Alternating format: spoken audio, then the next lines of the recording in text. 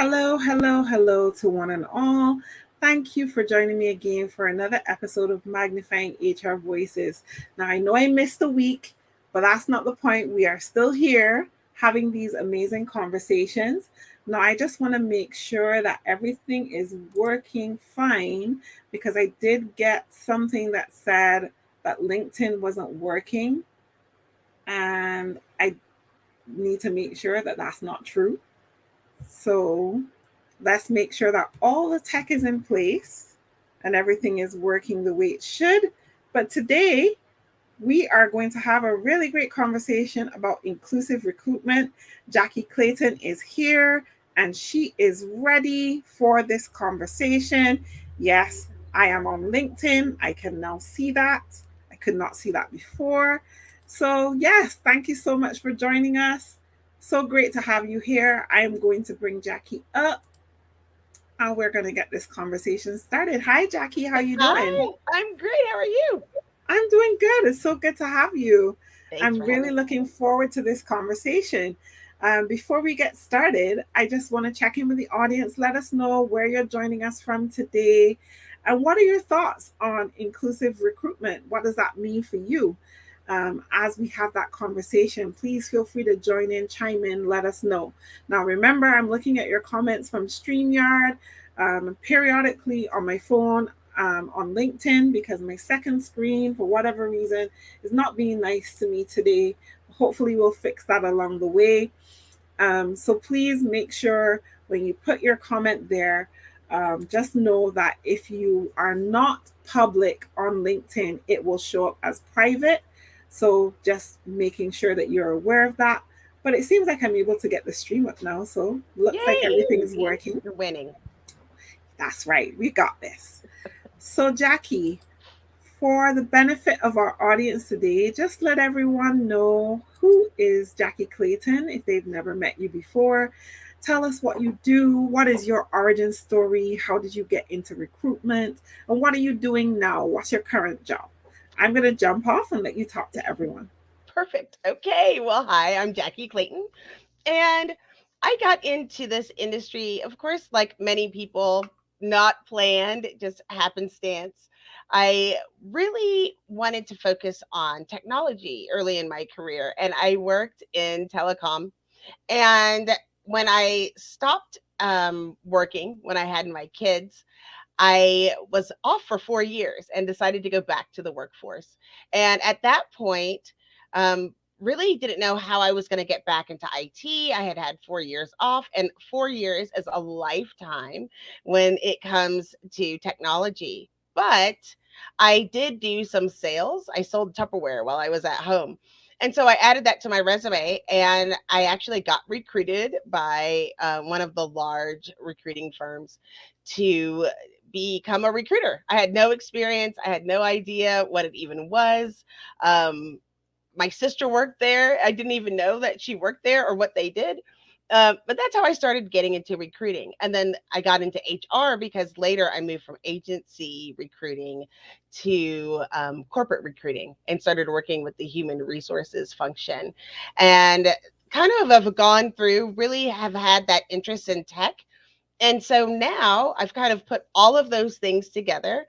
I'm the VP of Talent Acquisition and Diversity and Inclusion for Textio, because along the way, I really wanted people to be able to find diverse talent, such as me, and the way that they were doing it, they weren't going to be able to find me. So I just wanted to make sure that we had um, people in the space that could help change the narrative a bit. It just wasn't the way that it seemed to work. It wasn't going to be inclusive, even though they were looking for diverse talent. So that's kind of my story, and I love it. I love that story too. So I just want to make sure we get this clear.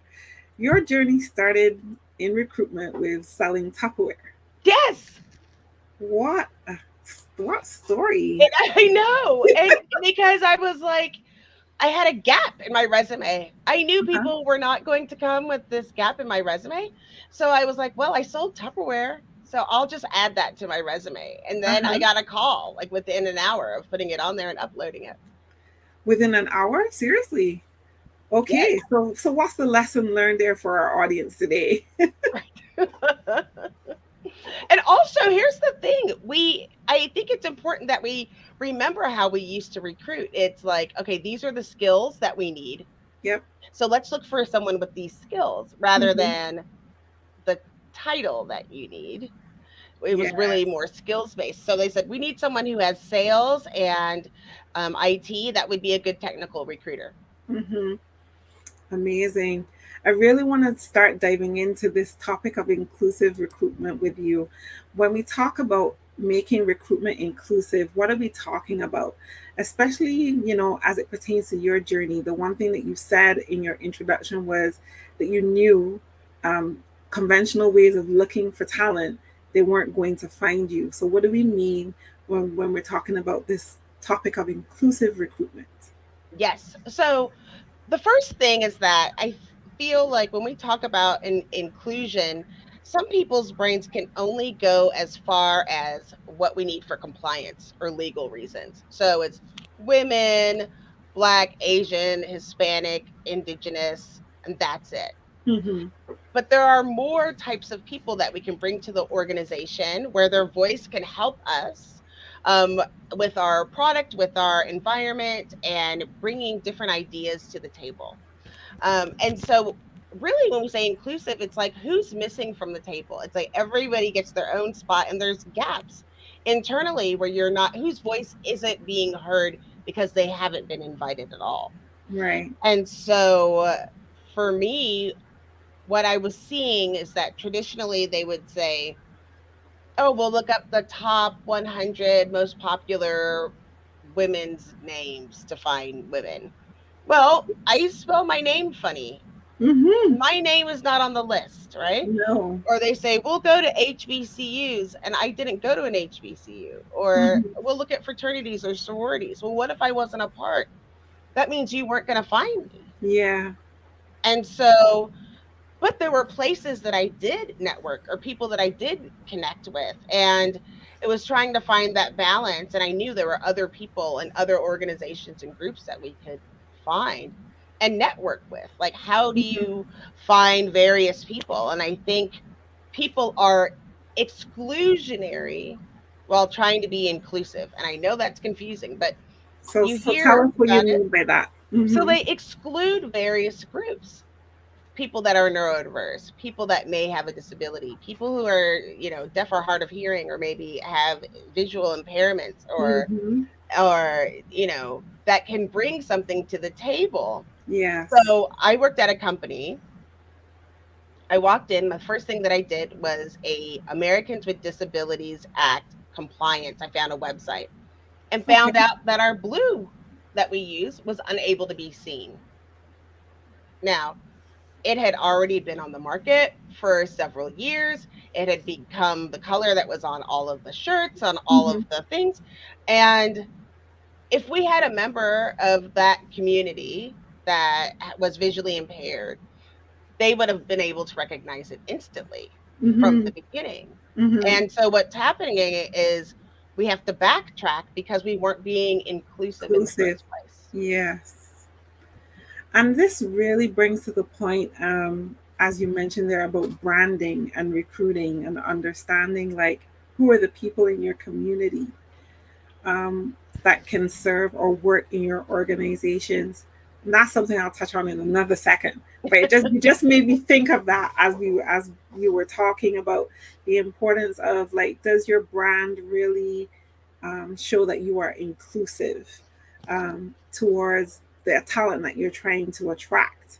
And you raised a really good point there with regards to the different types of diversities that exist that a lot of organizations don't tap into, and why it's important for us to really focus on these things, because then we become more inclusive, and that talent pool has so much to give if we tap into it the right way. But what would you say is your ethos when it comes to recruiting?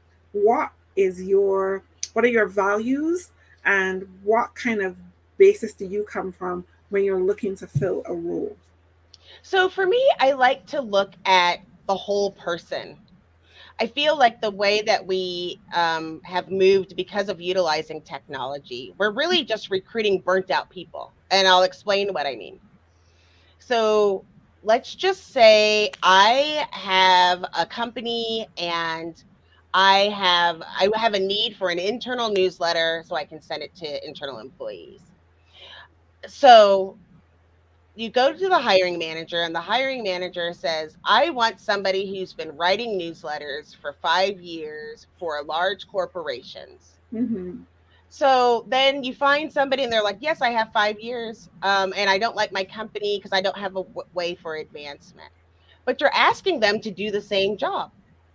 So they're bringing all of that baggage over to your organization because we say, oh, we want somebody who just does this particular focus, and we don't look at the candidate as a whole person. Mm-hmm. So this made up company that made up with a newsletter happens to be a company that promotes videos for chefs.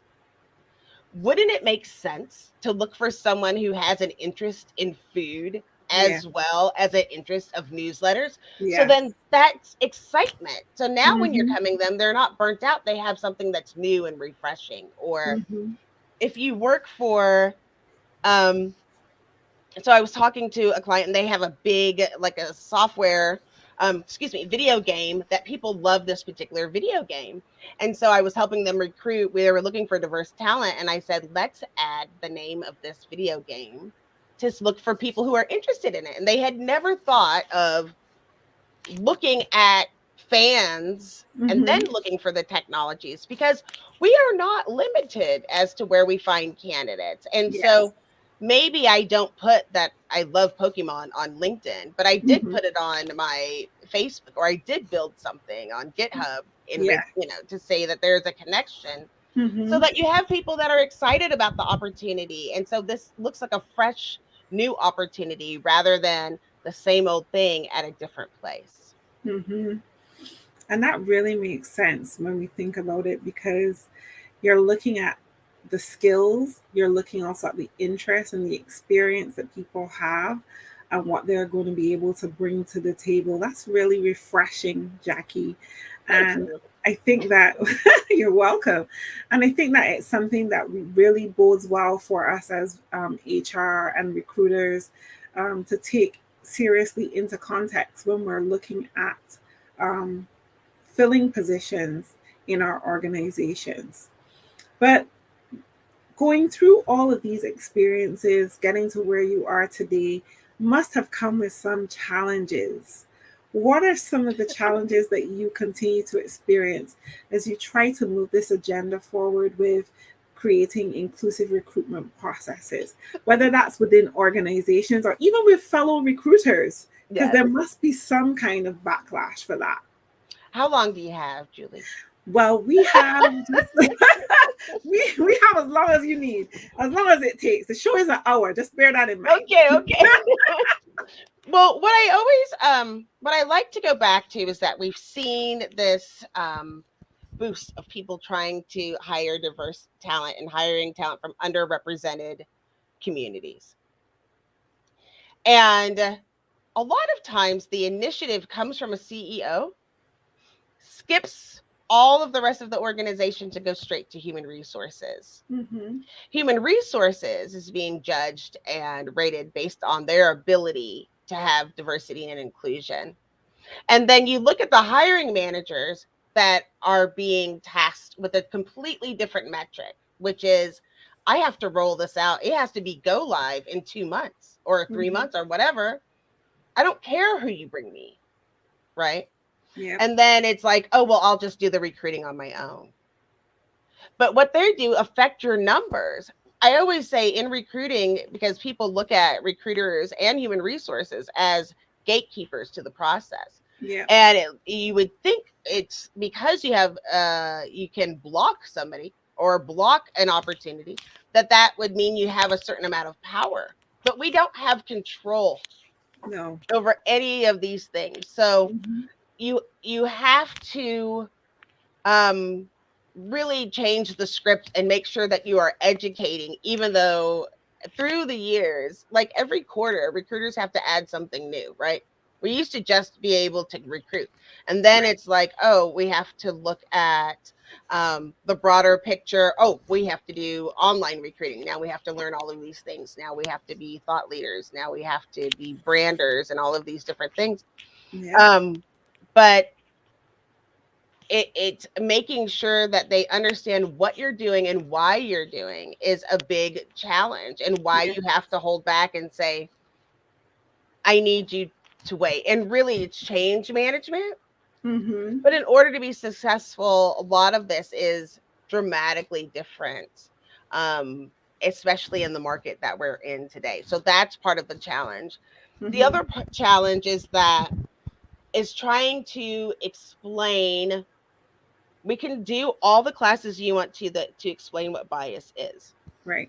but people don't understand the various stages of bias and how that is reflective in their own personal work, Uh-huh. and how that does the broader picture. So my background has been mostly within HR tech, software, and startup world, Mm-hmm. and IT.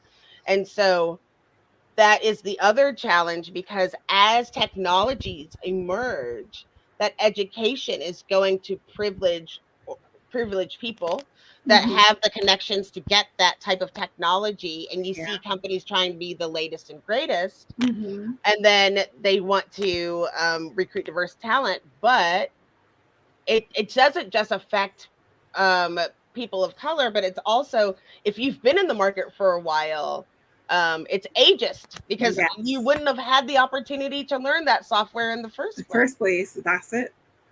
Or you work for a company who has developed the software and they're looking for people who have learned through, I don't know, osmosis.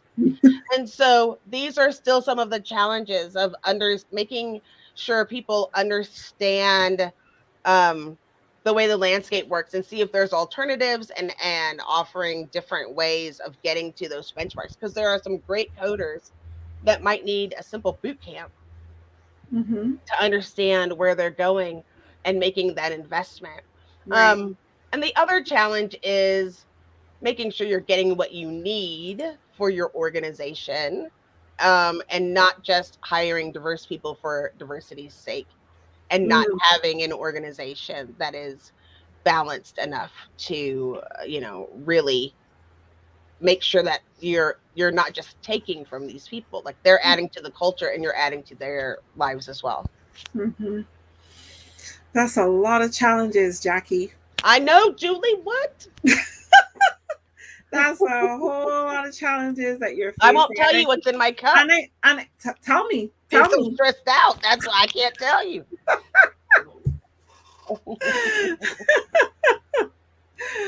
And we have all of these different challenges, and I know, Jackye, that you have only scratched the surface when it comes to these things. I want to get your thoughts on this though. When you talked about diverse talent, the one thing we neglect to touch on is fat phobia. Right. Let's talk a little bit about that. Yes. Let's talk about it. Um, One of the things is that I can remember I worked for an organization, and when I first went in, part of what the process was, like, they literally they said, well, you have to take somebody through a tour of this location, and take them through the back ways and take them through the stairs, just to see if they would be able to do it. And it's like, What? what are you talking about? Uh Like, huh. you're discriminating, right? Because we don't talk about that. The bias and implications of what that means for the broader picture, and the risks that can be involved with hiring somebody in that way. And it's horrible, because most of the things and the challenges that get in the way have nothing to do with the actual job itself. Right. It has to do with your perception. I mean, and that's your sign.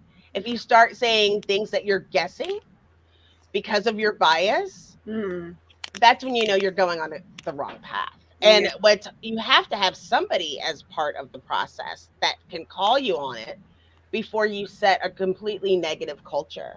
Mm-hmm.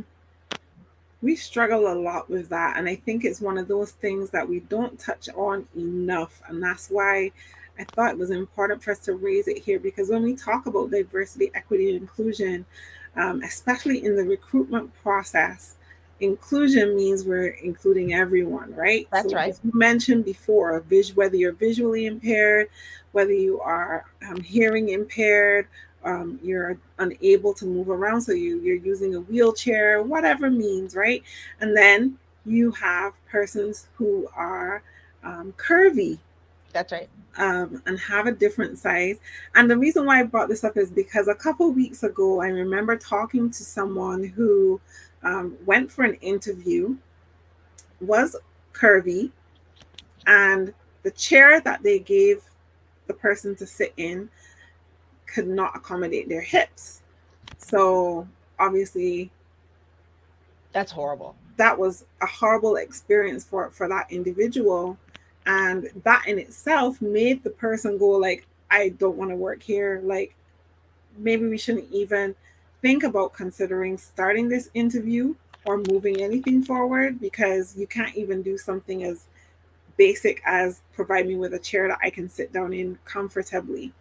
And these are things that we really need to take into consideration. And I think I raise this because I think there's a lot of responsibility on recruiters as you liaise with your clients. And I know that's a double edged sword for a recruiter, right? Because the company you're hiring for is your client, and then the potential candidates that you're bringing in are also your clients as well. That's right. That you find a way to marry this in such a way that you understand your candidates and are able to express to them like what the architecture of the space is that they're going to be working in. Like, Well, that's why you so many marry people want to that. be at home. That's the thing that people have found, and also because you're not getting looked at, you're not getting gawked at. You have set up. You're in an environment that's your home that you've already set up Yes. comfortably for you, and so I'm shocked that you know that is the case because you have to make that would be heartbreaking. That would be heartbreaking. And so I had a similar I had a case where I sent someone to the hiring manager and they didn't have an arm. They were missing an arm. And the hiring manager called me and said, "Why didn't you tell me that they didn't have an arm?" And I said, "I didn't know. It wasn't part of the job description that you have two arms." And then I was just being flippant. I was like, "Come on, like, was it a problem?" It's like, "No, but I didn't know." It's like, "Well, were they a good candidate?" And they're like, "Yes, they were a good candidate."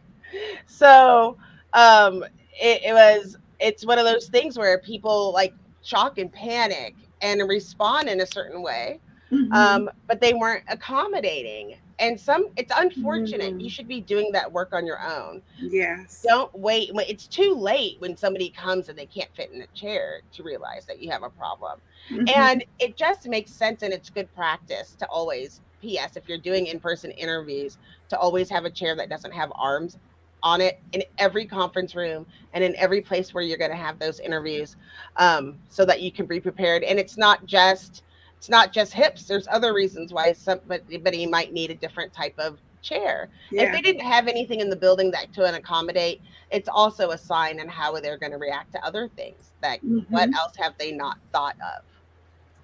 Yeah, definitely. Hi, Michelle Strasburger. How are you doing?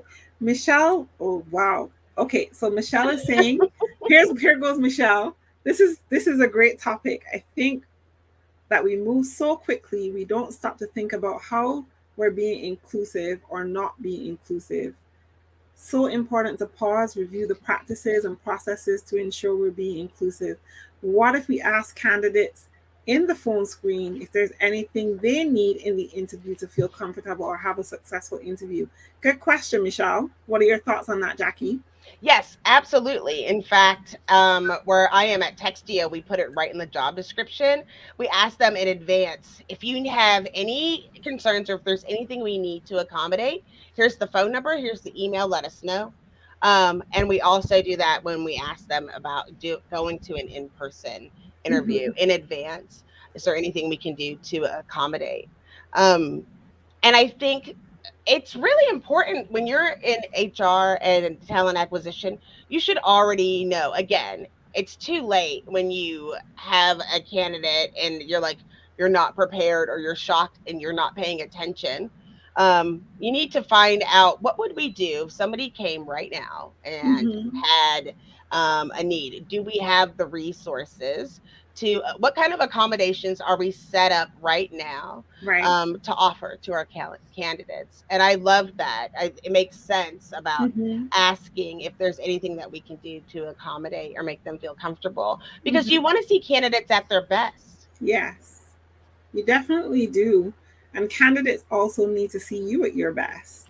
Because I think a lot of times organizations forget that this is a two-way street, right? So while we're asking questions because we want to recruit for this particular role, every person who comes in front of us is also obliged to have the same opportunity to interview us, right? To see if we're the right fit for them. But I think we get so caught up in that we're trying to do people favors. And I think understanding that the way the world works now is that people have choices, right? That's right. Lots. Mm-hmm. Lots. Yes, they do. They definitely have choices. I just want to let's shout out to the people who are here with us right now. I see Wendy Kelly is here. Nice to have you. I see Tamisha joining us from Canada. Michelle is saying how much she loves us. We love you too, Michelle. You're our favorite. Yes. Well, somebody said something once, and it was a boss, and I will use kinder language, but it was like thinking about the recruiting process. And they were saying that the butts that you kick trying to move your way up are the ones that you will have to kiss on your way down. And I was Mm, like, you know what? That's a great point. And you have to think about that. Like you yes. need to remember, like you might be talking to a candidate that's not ready for you today, not good for your organization today, Mm-hmm. but that tomorrow you could be sitting right in front of them looking for a job and they'll remember. Oh, yes. Oh, yes. What goes up must come down. That's right. Mm-hmm. I think that's a very, very thought provoking. So I want to touch a little bit more on neurodiversity, Jackye, because I think that this is really important. I think we spend a lot of time, like I said, as we focus on inclusive recruitment from a race perspective, um, but we don't focus a lot on recruiting from a neurodiverse perspective. And when I look at the data, the last set of data that I saw that horrified me, which was that when you think about from the neurodiverse population globally, 80% of neurodiverse talent is unemployed in most countries. And that's more than the national unemployment average of any country. So, whatever your unemployment average is in the US, you multiply that by three or four, and that tells you how many people in the US who are neurodiverse that are unemployed. And I can't emphasize enough the importance of recognizing neurodiverse talent, not just because I'm neurodiverse, but also because, like studies show, right, that neurodiverse talent are more committed, they're more driven, they're focused, hyper focused. And so you're going to get more out of someone who has a neurodiversity. What are your thoughts on being inclusive in the recruitment process when it comes to neurodiverse candidates? How do we get better at this? So, one thing about neurodiverse candidates, and I'm neurodiverse as well, is that the things that we've done traditionally, and I'm talking about hardcore, this has been the age old recruiting suggestions from the beginning. It turns out actually are not working for a lot of neurodiverse talent. Uh-huh. So, for example, there's questions to avoid that are unrelated to the job duties that we talk about, that we do a lot, um, that creates bias, but can also have a direct effect on if someone's neurodiverse. questions like, what motivates you? Mm-hmm. Tell me something that you think you're good at. Tell me about a time where you had a conflict. I know that there are several people that I could ask that are neurodiverse that I might say, tell me about a time that you've had a conflict, that might say, Mm-hmm. I've never had a conflict, Mm-hmm. right? And then the hiring manager says, I think there's something wrong. Like they won't admit that they had that. And that's the job isn't to admit whether Yeah. or not you had those situations, right? Or even worse, where do you see yourself in 5 years? And it's like, Mm-hmm. I don't really know, but I like this thing right here. And so maybe I'll be in Japan. We shouldn't hire them because they're going to go to Japan in 5 years. No, that's not what Mm-hmm. they said. And so you can ask through, again, through the interview process, a survey, if you're asking if people need any accommodations, um, but and let people know. But also, it's very important that we limit our questions to the ones that are relevant to the job, and it also means limiting what's on the job description to what's important for the job so that there Mm-hmm. isn't any confusion. Because sometimes these neurodiverse candidates will opt out from application because of the way that the job description is written and how it makes you feel, because there could offer confusion. Things like must be able to communicate effectively, and Mm-hmm. if you are too much, too in thought, you're not sure if you communicate effectively. Um, I always kid, I work now at a communications company, and I always say I don't communicate very well. And when I get very stressed, and it's part of me and my disability, then I use really short words because I just have a panic response. Yes. And so when people ask me a very complex question, and they'll say, "Is that okay?" And I'll be like, "No." Like that's all I can offer at the time. Yes. Because of trying to make sure, like, so I have ADHD, and trying to make sure that I say what's important and that it comes from the things that are important, and that I'm not just coming from an emotional place. So I have to really make sure and check my words, but sometimes I'm in a rush and it's difficult, but I want to give you an answer. Uh-huh. And so those are always the word. That's when I go to the words that the shortest words. Like I'll say, "That's stupid," and I'm like, "Oh, okay, that's not what I mean."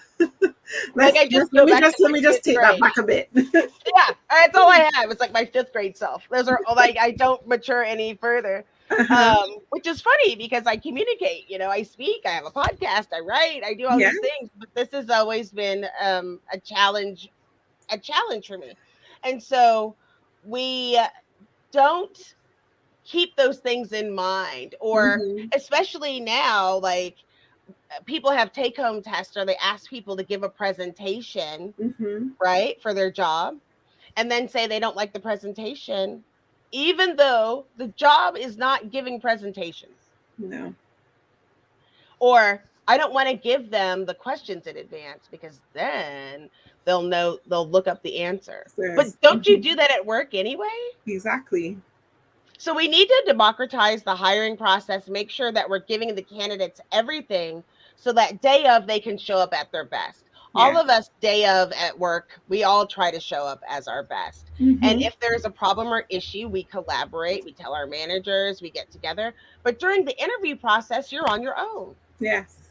And so it's unfair to just expect people to come up with things on the cuff. And again, like um and it's one of the things that I've noticed for myself is that if I'm asked on the spot, I will give really sometimes really quick answers, or really long because I keep talking Yes. until I can come up with the solution. Uh-huh. Um, and that's not right. Now, another flip side of that, if you're not the candidate and you're the interviewer, a suggestion that I have for people that are neurodiverse, and something that I've started implementing, is that I actually record every interview that I do so that I can remember all of my notes. I can see what questions I asked. I can make sure they're consistent so that when I give the feedback to the hiring manager after doing an initial screening with the candidate, that I'm giving them accurate information. And if they Yeah. had any weird responses, they can see that maybe I asked a weird question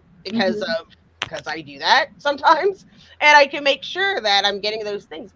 Write it down and do it for yourself so that Mm-hmm. you show up better prepared. But then you also want to give them an even playing field if you know that taking notes and writing and paying attention is difficult. By recording it, then you can give accurate notes to your hiring manager. That's something I learned a long time ago. And people always Mm-hmm. think it's weird that I'm recording it. I'm like, I promise I'm not putting this No, on YouTube. I cannot write and listen at the same time. And exactly. I want to give you a fair opportunity. I don't want to get in the way of your opportunity to be successful Mm-hmm. here. Mm-hmm. And it's great that you notice like your fault, like your flaws or your deficiencies, and how you can use what you know to help people be successful, right? And I think that that's great on your part to be so vulnerable. But also, I also think that the technique that you're using is a good one as well. Um, I suffer from ADHD as well. And so, like, sometimes I'm talking because I'm trying to figure things out as I Yes. go. Um, so I was like, ooh, when you said that in that moment, I was like, kindred spirit. Yes. Yes. I Well, know and it. I should tell you, part of this is because of being a Black woman in tech and having to tell hiring managers they said something that seemed like a little sexually charged and having Mm-hmm, them say, oh, no, they didn't do that. Or they said something that was kind of racist. And they'll be like, I I didn't get that. Well, no, you didn't. Why would you have had that same conversation? You're not mm-hmm. a Black woman in tech. You're a white man in tech. I'm sure your conversation is different. Yes. And so I also don't want to be anything misconstrued. It's unfortunate that that's the world we live in, but it just is. Yeah, it definitely is. And it's so unfortunate. But as you try to move this agenda forward for inclusivity in recruiting, like what are some of the things that you'd like to say to our audience today in terms of like how you can create allyships with recruiters, whether you're in HR, whether you're in the C-suite? How do you create these allyships to make sure that we are on the same path to creating inclusive recruitment experiences?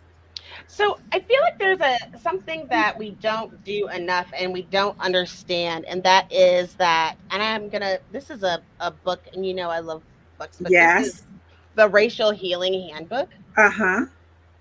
And I like it because this I'm making comes a note. from this comes from everyone's background, right? It doesn't Uh-huh. matter what race you are, Uh-huh. but it starts asking you questions like, when did you realize, understand things about race, or what is your views about your privilege, or all of these different things, because we don't understand that we were taught these constructs early on, usually at school when you're children, and you believe these things to be true just as Mm-hmm. much as you believe that, the sky is blue and that the earth is round, or Mm-hmm.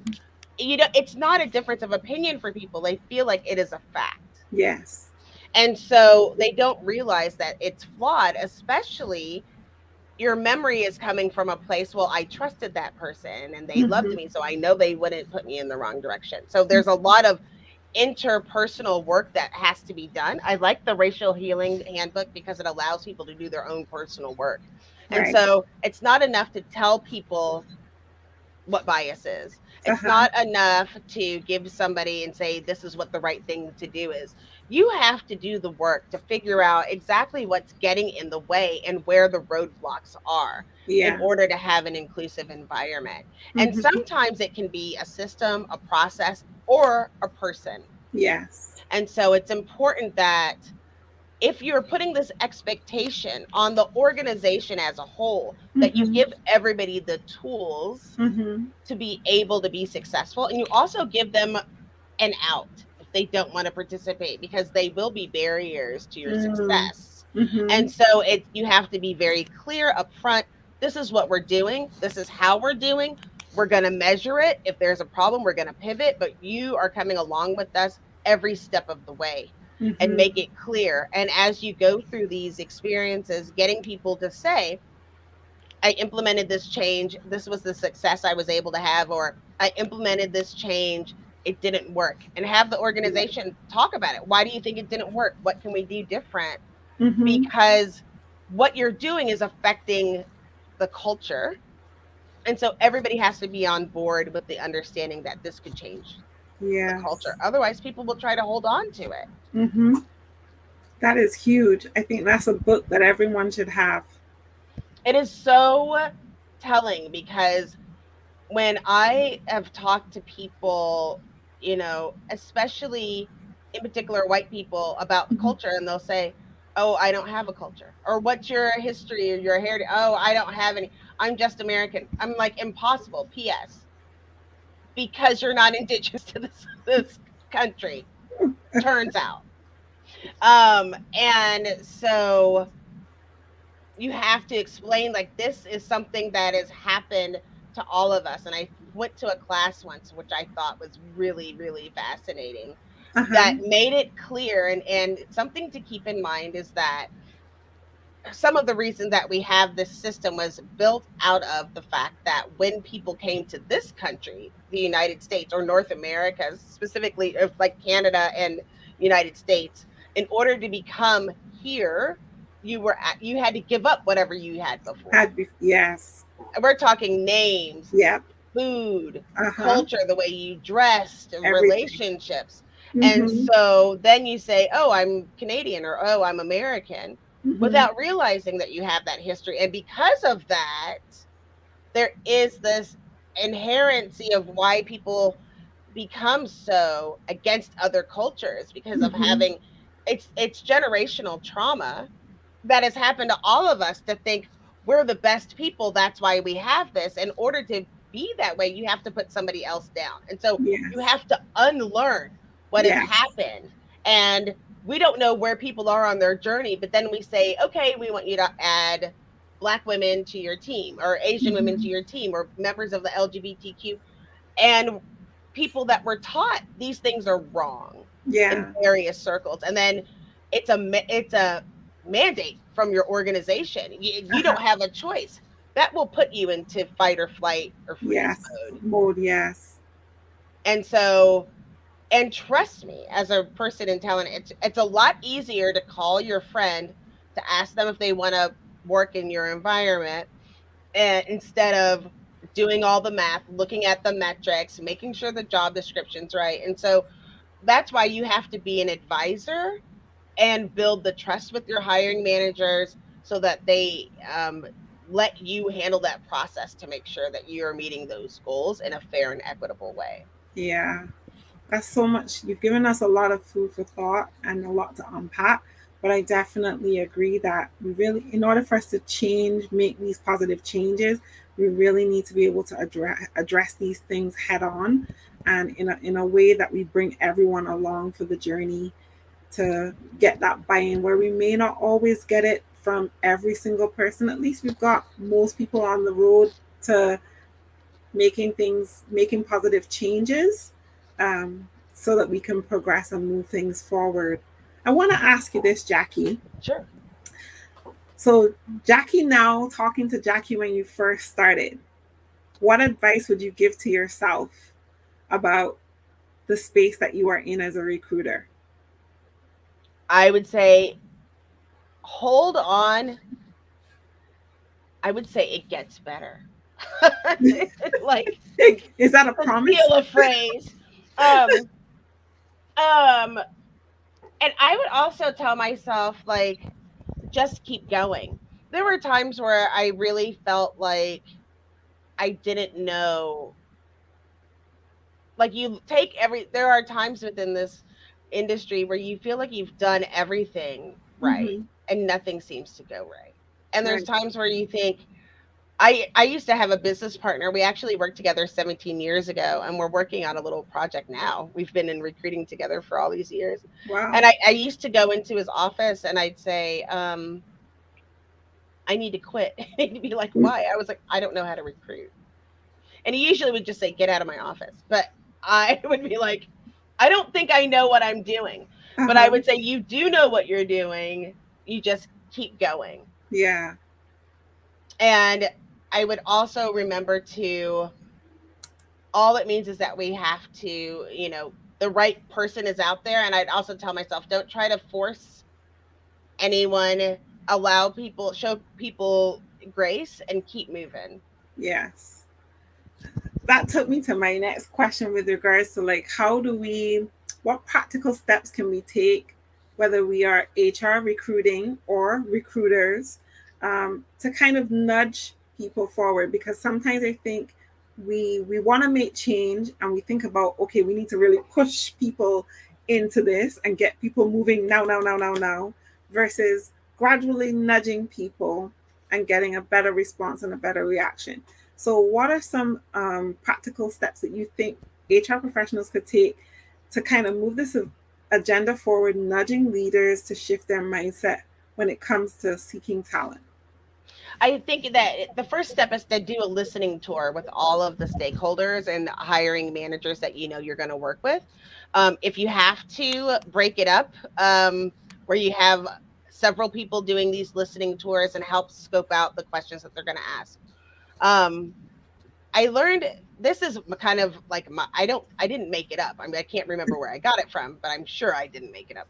Okay. But it was like my methodology of change management is that no one likes surprises. People don't like change, but more than that, they don't like surprises. And Mm-hmm. there's nothing worse than walking in on Monday and saying, okay, we're taking over the process and we're going to have all these diverse candidates and everything's going to be great, because Right. people start panicking.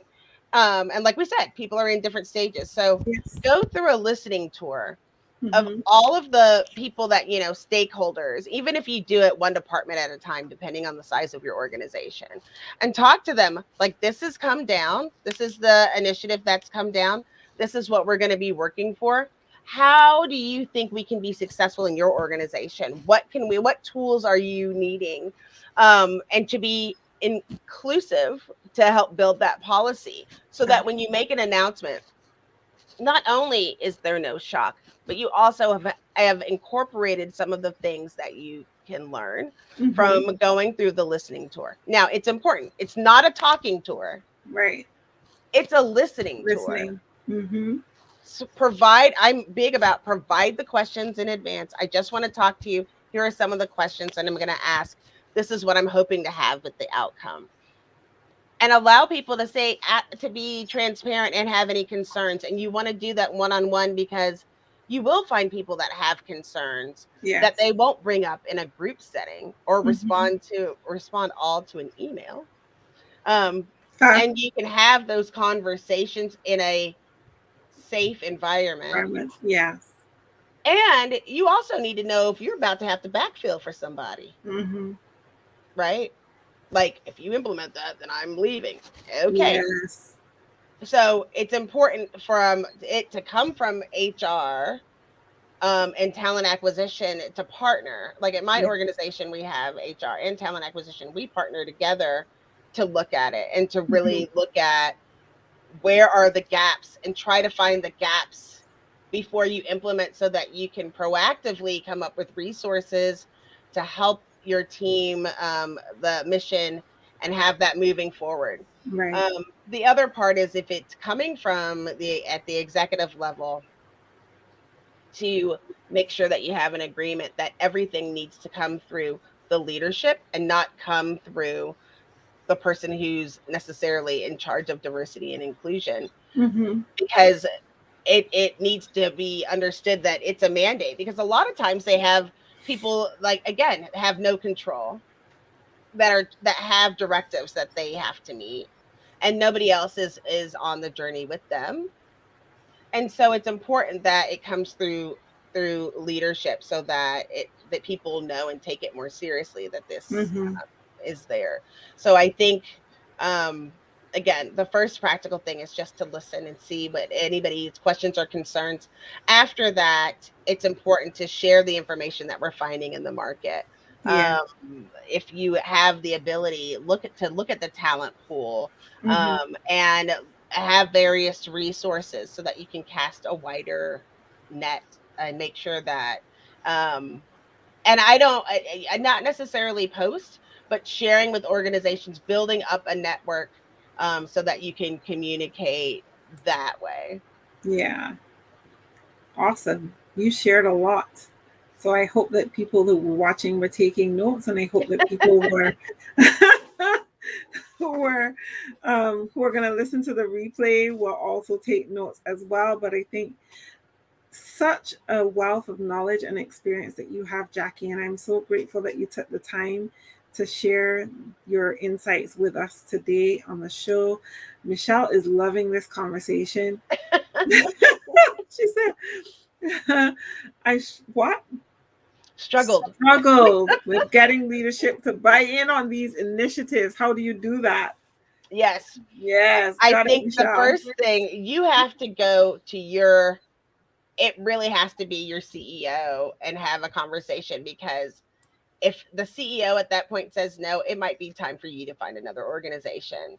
Mm-hmm. It's not, if the CEO's like, that's not important. I've had people that have hired me to come in and then tell me it's really not important. Mm. Or I don't know why we're doing this, or we're just doing this because dot dot dot. Tick a box. But it's important to ask the question, because you want to say, you know, what is your stance on this? What are we doing as an organization to support underrepresented candidates? Mm-hmm. And the next part to get people thinking, I think, as a prompt, is to ask, do we have a process for our employees if they feel like they've been discriminated against? Mm-hmm. And it can't be email HR. No.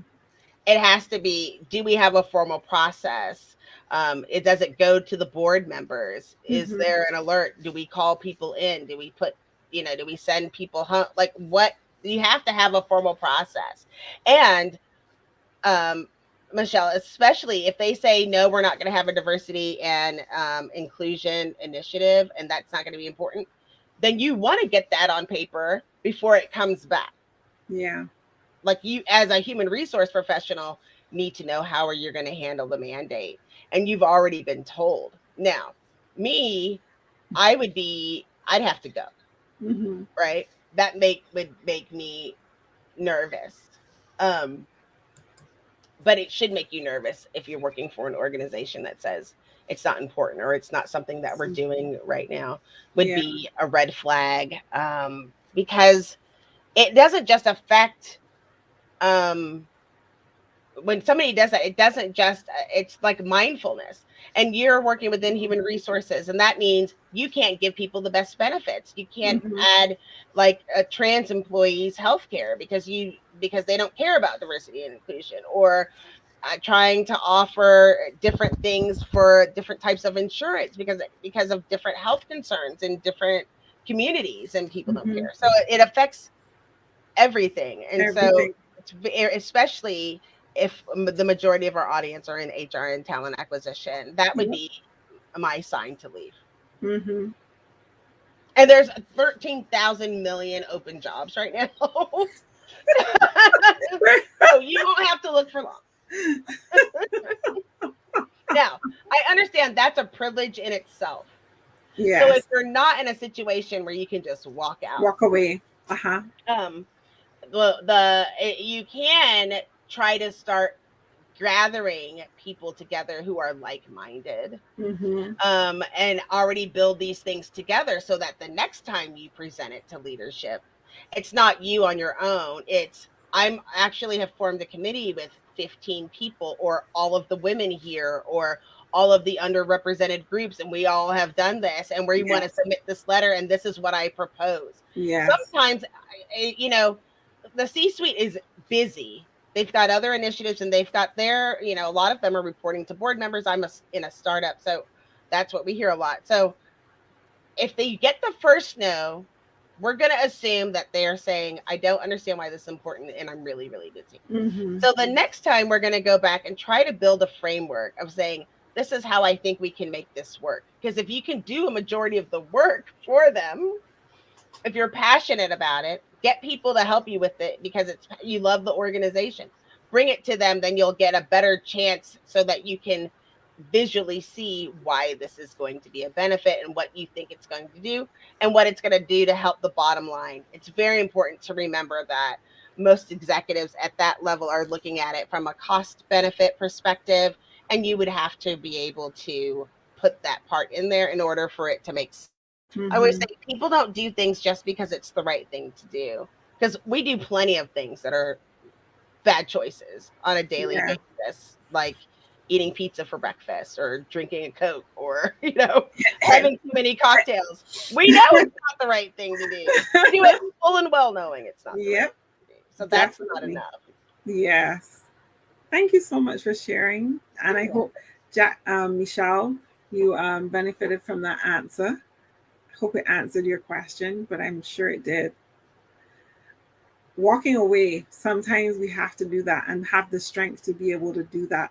But when we're not in a position to do that, we're stronger together. And so building allies is definitely important. So, yeah, absolutely. Jackye, where can these awesome people find you outside of LinkedIn? You have a LinkedIn live show with John Baldino. Let's talk a little bit about that. Then you also have a podcast. I So, do. I do have a LinkedIn show with John Baldino called But First Coffee. mm-hmm, Um, I always say we do it just for our grandkids so we can say, look, we had a show. But we really talk about human resources and different things, current things that are going on while we have our morning coffee because we mm-hmm, just have conversations every anyway. So we decided to put them on live. yeah, It's silly, but it can be very serious sometimes. mm-hmm, I also, with Katie Van Horn, I co-host Inclusive AF podcast. Very proud of that. Similar, just a different person where we have conversations, but we also have guests that represent different facets, just so we can all get a better understanding and having those hard conversations. Me and Katie have the hard conversations. You can just listen in to see how we sussed it out. But I'm easy on all of the things because I'm Jackye with a YE Clayton. I'm all at Jackye Clayton. So Clayton, it makes yes, it pretty easy. I'm the only Jackye Clayton, I think. I don't mm-hmm. know, As unless far somebody as you changed know, their you're name. the only. Yes. Yeah, or one of the few. Yes, yes. Awesome. Thank you so much, Jackye. I can't believe that an hour has gone by so quickly already. I feel like I could talk to you like for the rest of the day and on and going on. Like I feel like I can talk to you forever, for honest. And Aw. just such a great conversation. You're such a wonderful human being, and I'm so glad that we were able to have this conversation. Michelle said her son's name is Clayton. Awesome. She said it's a great name. It Yes, is a indeed. great name. Oh, that is so cool. Thank you so much for being here, Jackye. So much. Thank you so much to everyone for joining us for this conversation today.